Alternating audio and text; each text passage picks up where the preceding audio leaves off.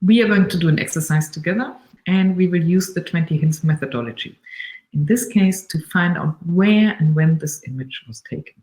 I'm using an example from quiz time I shared on December 2020, so you can do the exercise later on by yourself. When you have a digital image online, you usually save it, and then you can archive it, or you can even zoom in. In this case, we have it on Twitter, and I can copy the image URL.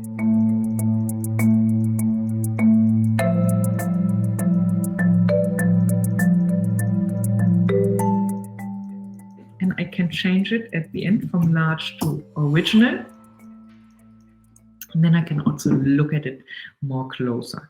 Now, you would start marking all the hints that guide you to the location, like street signs, license plates, what is written on an advertisement, even the language helps you to narrow down the region, also exhibitions that help you to determine the time frame.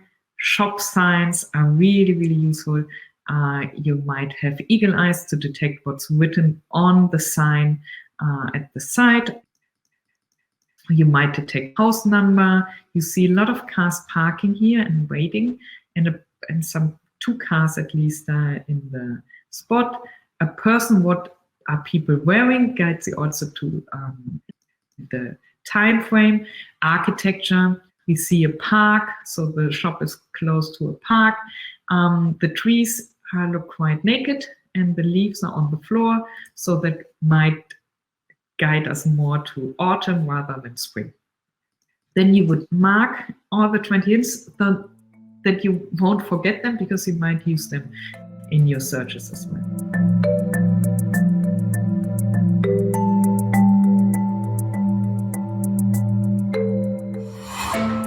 But first thing, you would do a reverse image search. In Google Chrome, you have Google Lens embedded, or you install a plugin like Invid, so you can search via other search engines like Yandex.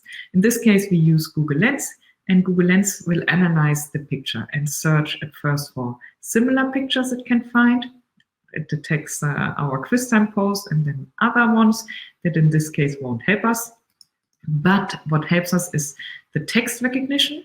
You can also mark text, so it will search for the specific text online on Google.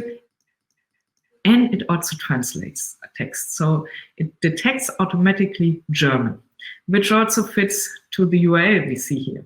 So that guides us to Germany. And then you can search with the URL, where's this organization based.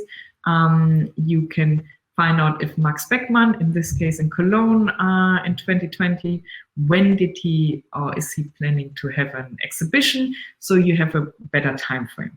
So what is Castrol?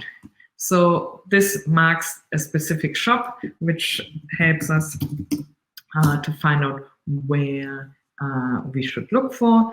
Castrol, what does it stand for? So I'm just asking Google, and we find out it's the name of the motor oil.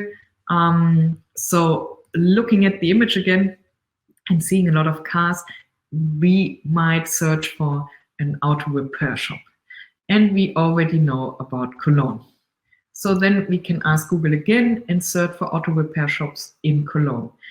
And useful in this case is Google Maps.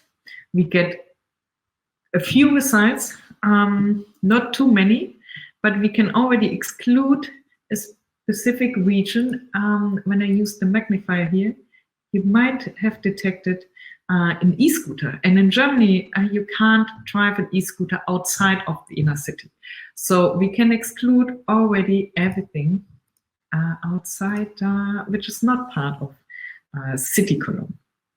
And here, which is nice on Google Maps, you can already hover over the results and get some pictures that might show the place we are looking for. Be aware, zooming into the image or into Google Maps will show you even more results. Looking again at our picture remember, we are close to a park. So that means you can even exclude everything that's away from a park. You can also, like I said, looking at the picture again and trying to enhance it so you can detect even what's written in here. When you have the location and you want to find out at what time it was taken, because we might have a clue about the time frame, let's say in autumn, you can use SunCalc and you can embed the coordinates of the place.